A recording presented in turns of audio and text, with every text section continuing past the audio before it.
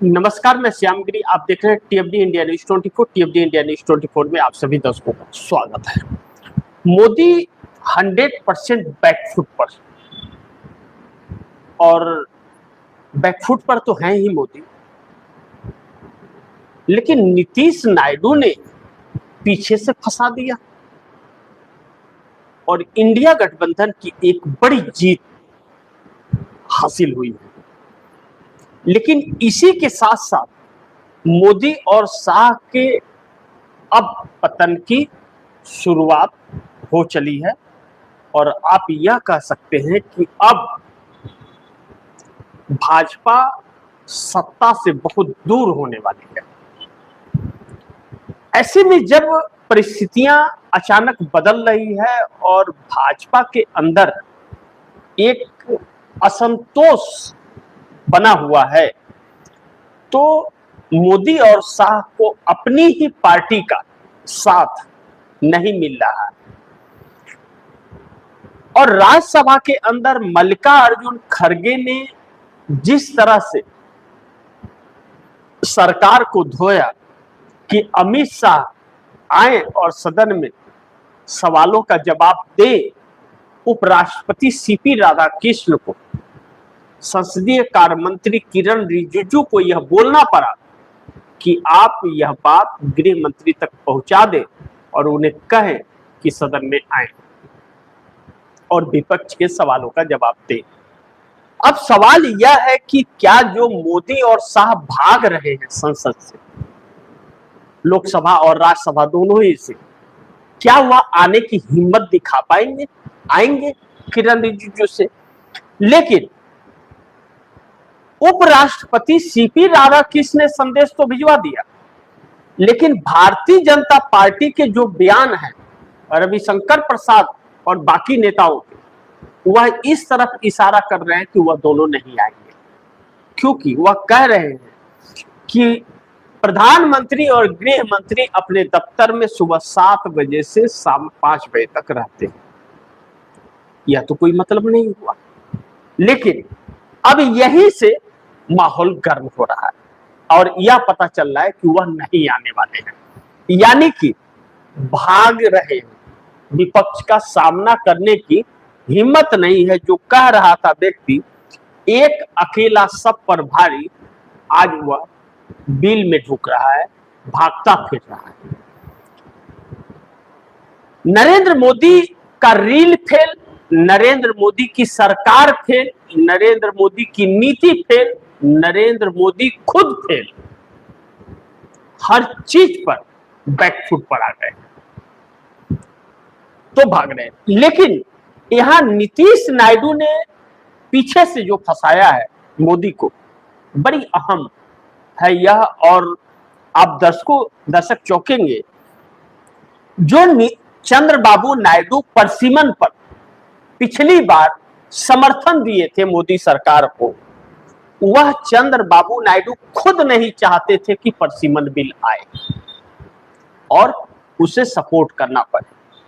अब जिस तरह से नीतीश और नायडू ने मिल करके मोदी सरकार को नसीहत दे दी, जब इनसे एक रहने की बात कही गई और नसीहत दे दी, नीतीश को बुलाया, बैठक किया और 3 दिन से लगातार बैठक नीतीश के साथ प्रधानमंत्री का, लेकिन बात नहीं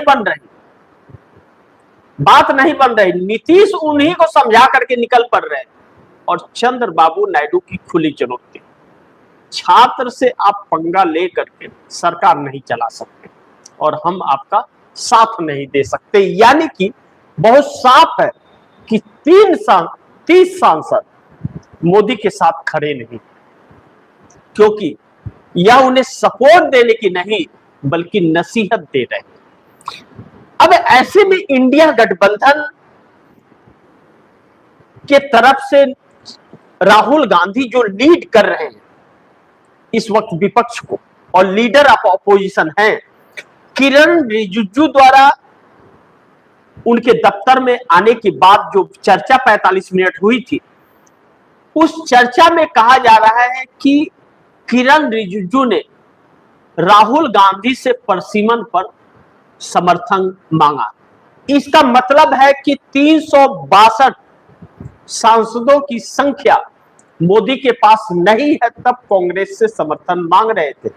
और राहुल गांधी ने साफ कर दिया, यह सपना तो आपका पूरा नहीं होगा, परसिमन बिल नहीं पास होगा, आपकी नीयत में खोट है।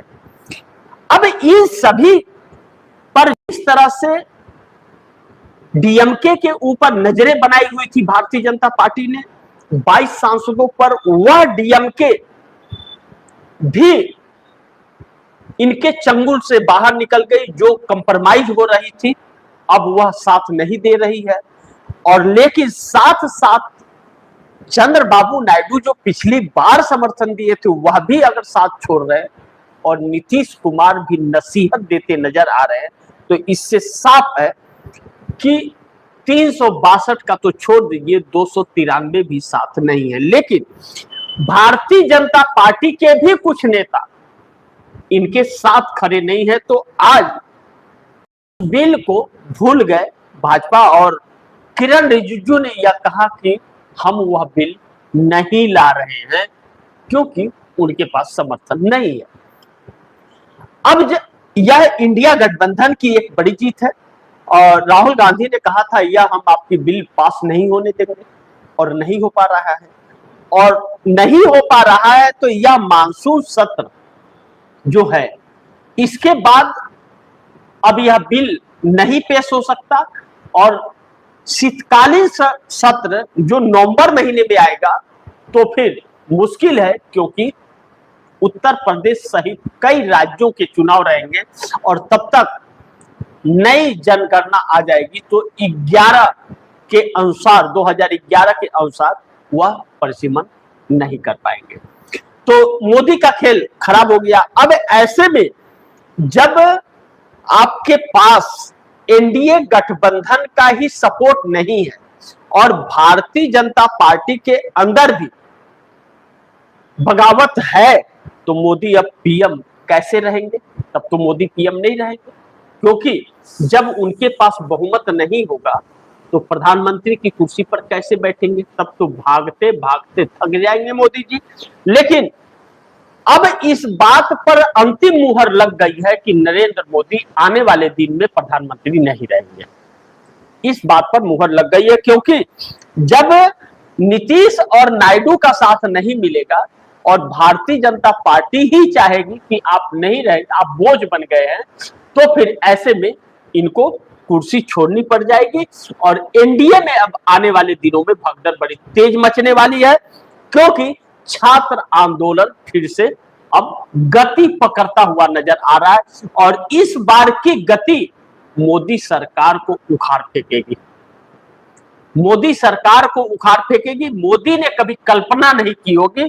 अब अमित शाह को बैठक में फटकार लगी है, कितनी लगी है मैं नहीं जानता, लेकिन अंदर से जो बात आ रही है वह आ रही है कि अमित शाह और मोदी में ठनबन हो गई है इस सीपीए के लेकर के और दिल्ली में छात्रों के साथ किए गए बर्ताव को लेकर के। लेकिन अमित शाह खुद अपनी मर्जी से यह सब करते हैं ऐसा बिल्कुल भी नहीं है। मोदी का इन्वॉल्वमेंट जरूर होता है, नहीं तो मोदी रील बना बना करके क्यों ऐसे किए?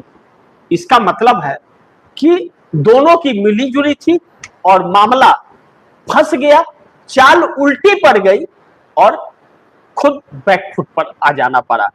ऐसे में अब मोदी अपनी कुर्सी भी दांव पर लगा बैठे हैं, सरकार भी दांव पर लगा बैठे हैं। और जब एनडीए गठबंधन के अंदर ही भगदड़ की परिस्थिति मच रही है, तो इस बात पर भी मुहर लगती है कि आने वाले दिनों में नरेंद्र मोदी प्रधानमंत्री नहीं रहेंगे।